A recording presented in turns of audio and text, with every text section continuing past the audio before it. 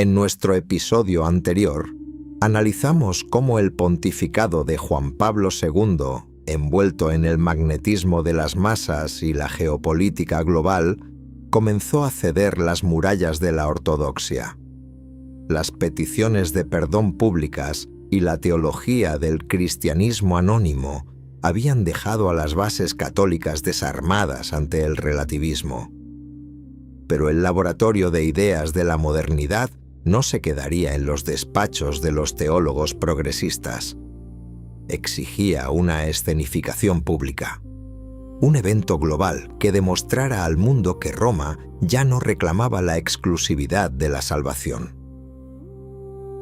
Hoy, en la guarida del oso, nos adentramos en el año 1986, el año en que el llamado espíritu de Asís fracturó la conciencia de la Iglesia, y cómo apenas 2 años después, esa misma deriva provocó el choque de trenes más dramático del siglo XX. Las consagraciones de Écone. Los hechos consumados. Una guerra silenciosa donde, según revelan los documentos de la época, el Papa no era un actor completamente libre. Estaba cercado, presionado por estructuras de poder que operaban en las sombras de la curia. 27 de octubre de 1986. La histórica ciudad de Asís se convierte en el epicentro de la atención mundial. Juan Pablo II ha convocado la Jornada Mundial de Oración por la Paz. A su llamado acuden representantes de las principales religiones de la tierra, cristianos de diversas denominaciones, judíos, musulmanes, budistas, hindúes, animistas africanos y chamanes de tribus americanas. Para los medios de comunicación internacionales, la estampa era histórica. El triunfo del ecumenismo, el diálogo y la fraternidad universal. Pero para los defensores de la tradición católica, lo que se estaba escenificando en Asís no era un acto de paz, era un síncope doctrinal, una vulneración explícita del primer mandamiento de la ley de Dios. Las imágenes que llegaron a todos los rincones del planeta helaron la sangre de los fieles que aún mantenían la fe de siempre. No se trataba de un mero encuentro diplomático. Se cedieron templos consagrados al culto católico para la realización de rituales paganos. En la iglesia de San Francisco, los monjes budistas, liderados por el Dalai Lama, colocaron una estatua de Buda directamente sobre el sagrario. El lugar sagrado donde reside el cuerpo de Jesucristo, según el dogma católico, fue convertido en el pedestal de una deidad pagana. En otros recintos, brujos africanos e indios americanos invocaron a los espíritus de la naturaleza y realizaron sahumerios y libaciones sobre altares cristianos. El análisis teológico desde la perspectiva tradicionalista fue fulminante. Asís no elevaba el nombre de Cristo, lo nivelaba. Al colocar a la única iglesia verdadera en el mismo plano que las religiones falsas, el Vaticano estaba enviando un mensaje implícito y demoledor.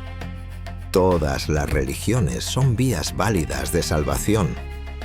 El relativismo absoluto, el llamado software doctrinal del modernismo, se hacía carne ante las cámaras de televisión. ¿Cómo se llegó a este punto? ¿Fue Asís una genialidad pastoral incomprendida de Juan Pablo II? ¿O fue la consumación de una agenda diseñada para licuar el catolicismo? Los documentos y testimonios internos de la curia nos revelan hoy una realidad mucho más compleja y oscura. Juan Pablo II no ejercía su pontificado en un vacío absoluto de poder. Detrás del escenario, una red de influencias ejercía una presión asfixiante. La masonería eclesiástica, infiltrada en los dicasterios clave, utilizaba la figura mediática del Papa para acelerar la deconstrucción de la Iglesia. El Papa viajaba, firmaba y gesticulaba. Pero las líneas maestras de la política vaticana estaban siendo dictadas por un entorno que buscaba, de manera deliberada, la disolución de las fronteras dogmáticas. Los movimientos pretorianos y la deconstrucción litúrgica.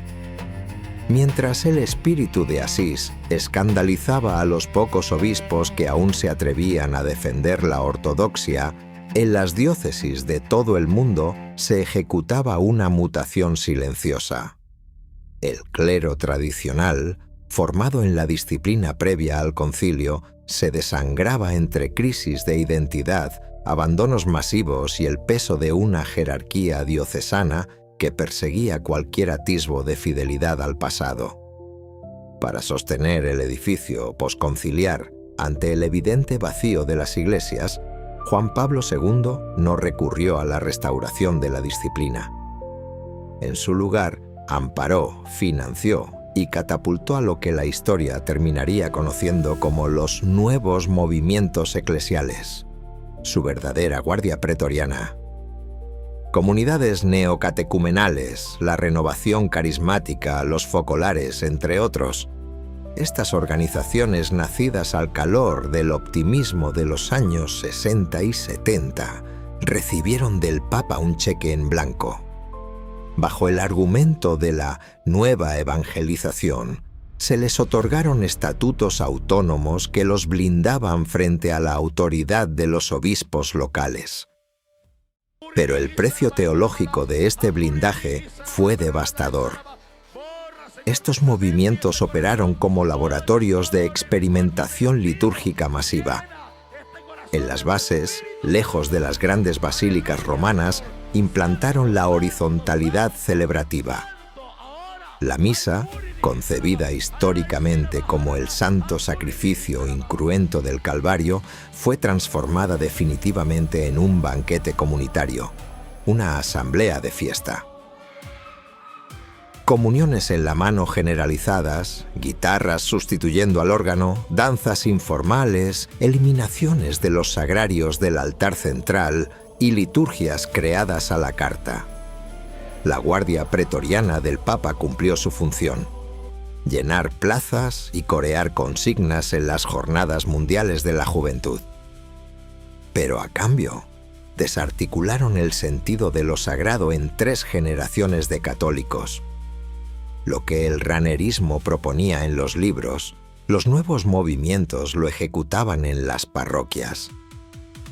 La deconstrucción práctica de la fe se había consumado desde abajo. Y no te digo los procesos que hemos tenido en Alemania, en todas partes. Gracias a Dios estamos muy contentos de ser perseguidos, porque lo más importante de un cristiano es parecerse a Jesucristo, que fue odiado. Y nosotros no podemos ser más grandes que nuestro Señor. El discípulo le basta ser como su maestro. Bueno, ya me han perseguido bastante,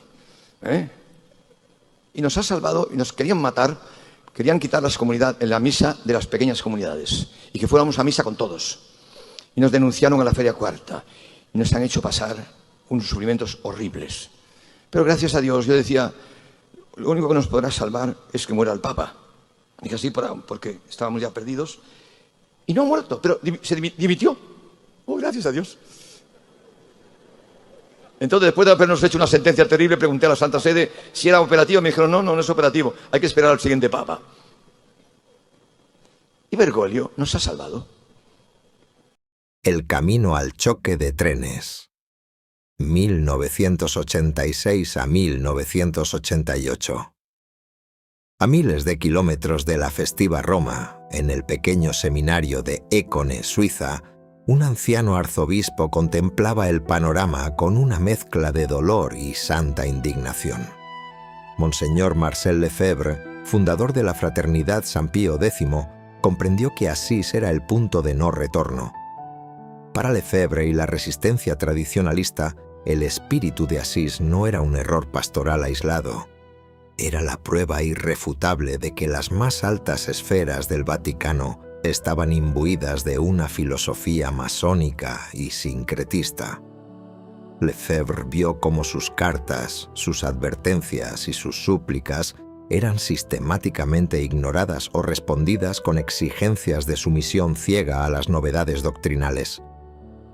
El arzobispo francés, envejecido y sintiendo el peso de los años, se enfrentó a un dilema agónico.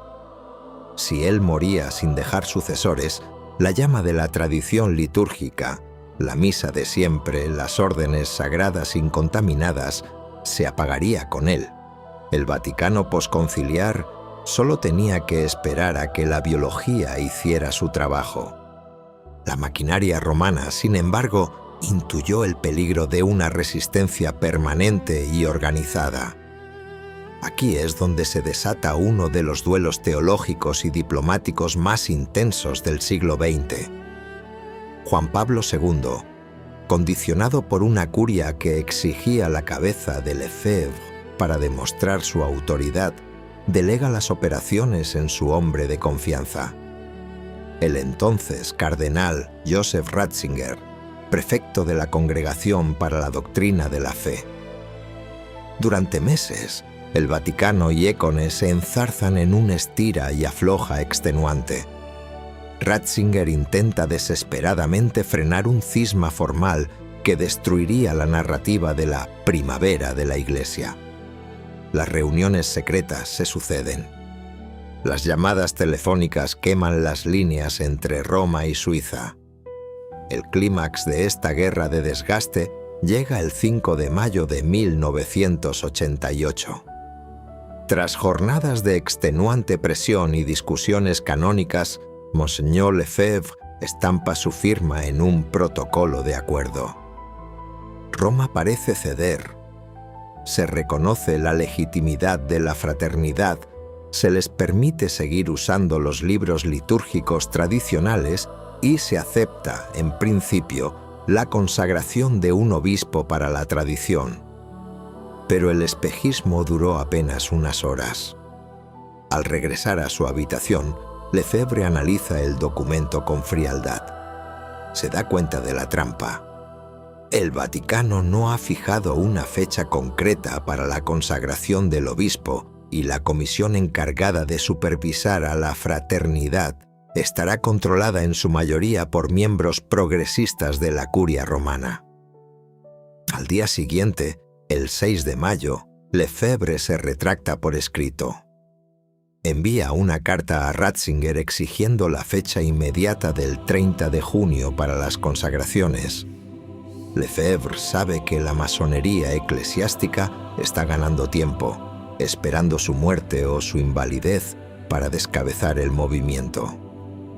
La desconfianza es absoluta. Las cartas están sobre la mesa. El choque de trenes es inevitable. Écone 1988, el día del rayo y los hechos consumados. 30 de junio de 1988. El cielo sobre Écone, Suiza, parece reflejar la gravedad del momento histórico. Ante una multitud expectante de miles de fieles provenientes de todo el mundo, y bajo la mirada atenta de la prensa internacional, Monseñor Marcel Lefebvre camina hacia el altar. Junto a él, el obispo brasileño Antonio de Castro Mayer, el único prelado diocesano que ha tenido el valor de unirse públicamente a su resistencia. Frente a ellos se encuentran 4 jóvenes sacerdotes: Bernard Tissier de Mallereis, Richard Williamson, Alfonso de Galarreta y Bernard Felé. A pesar de las advertencias explícitas de Juan Pablo II, a pesar de los telegramas de última hora y de las amenazas de las penas canónicas más severas, Lefebvre impone sus manos. El rito se ejecuta con una solemnidad sepulcral. La sucesión apostólica de la tradición queda sellada. Los hechos se han consumado. El rayo ha caído. La respuesta del Vaticano es fulminante, dictada por una curia que ve en este acto un desafío intolerable a su hegemonía. Apenas unas horas después, el cardenal Bernardin Gantin, prefecto de la Congregación para los Obispos, emite el decreto de excomunión Late Sentenci para Lefebvre, Castro Mayer y los 4 nuevos obispos. Al día siguiente, Juan Pablo II refrenda el golpe con la carta apostólica Ecclesia Dei, declarando formalmente que la fraternidad ha incurrido en un cisma. Para el relato oficial de la Roma posconciliar, se trataba de un acto de soberbia, de una rebelión contra el vicario de Cristo. Sin embargo, es necesario excavar más profundo para analizar el andamiaje jurídico y teológico detrás de este quiebre. ¿Por qué la resistencia tradicionalista sostiene, con el derecho canónico en la mano, que el decreto de Roma carecía de valor real? La respuesta se encuentra en el concepto del estado de necesidad. El propio Código de Derecho Canónico ampara a aquel fiel o pastor que, ante un peligro inminente para la fe o la supervivencia de la Iglesia, actúa al margen de la letra de la ley positiva para salvar el espíritu de la misma. Lefebvre no consagró obispos para crear una iglesia paralela, ni para disputar el trono de Pedro. Lo hizo para asegurar la supervivencia del sacerdocio católico. Frente a la demolición sistemática de los dogmas, la deconstrucción litúrgica de los nuevos movimientos y el sincretismo de Asís, el arzobispo aplicó el principio supremo de la Iglesia. Salus animarum suprema lex. La salvación de las almas es la ley suprema. Pero más allá de las interpretaciones jurídicas y de los folios del derecho canónico, el tiempo es el único juez implacable. Guste o disguste a quien corresponda, la deriva actual de Roma ha terminado dando la razón a Monseñor Lefebvre. Aquel 30 de junio de 1988 no se consumó una ruptura, sino un acto de supervivencia estrictamente profético. Y aquí es donde los hilos invisibles de la trama vaticana se vuelven evidentes. Juan Pablo II se vio atrapado en una pinza perfecta. Por un lado, la Fraternidad San Pío X le suplicaba un retorno a la tradición doctrinal. Por el otro, la masonería eclesiástica y los sectores más radicalizados de la curia le exigían una demostración implacable de fuerza. El Papa, debilitado por las tensiones y condicionado por un entorno que controlaba minuciosamente la información que llegaba a su despacho, fue presionado hasta el límite para estampar su firma en la condena. Paradójicamente, la Roma que dialogaba con marxistas, que aplaudía a teólogos de la liberación y que cedía altares a deidades paganas en Asís, no tuvo misericordia con quienes solo querían conservar la fe de sus padres. El castigo fue quirúrgico. Había que extirpar la resistencia para que los hechos consumados del progresismo no tuvieran oposición. El mapa roto de la Iglesia. El año 1988 cerró con un mapa eclesial fracturado de forma irreversible. El espejismo de la unidad posconciliar se había desvanecido ante la realidad de un cisma práctico que dividía a los fieles en todo el globo. Juan Pablo II había salvaguardado la autoridad formal de su cátedra ante los medios, pero a un costo teológico incalculable. Los hechos consumados de Asís y Écone redefinieron por completo las reglas del juego. Roma había elegido su camino: consolidar la deriva del Vaticano II, aunque ello implicara perseguir penalmente a la tradición. Sin embargo, esta victoria de la burocracia curial contenía el germen de su propia decadencia. Al cercar y castigar a la resistencia, los grupos de poder que operaban en las sombras no buscaban proteger al Papa, buscaban blindar su propia agenda. Es en este preciso instante de quiebre donde una red de cardenales y teólogos germano-europeos consolida su estructura autónoma en las entrañas de la Iglesia.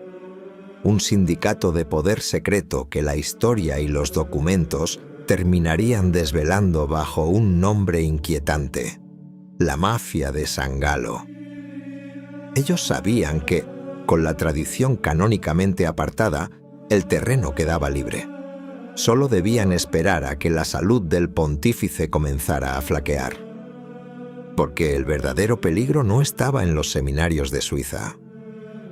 El enemigo real ya habitaba en las estancias del Palacio Apostólico, pacientemente agazapado, esperando el momento exacto en que el anciano monarca polaco perdiera las fuerzas para tomar, de manera definitiva, el control total del timón. Y esa será otra historia.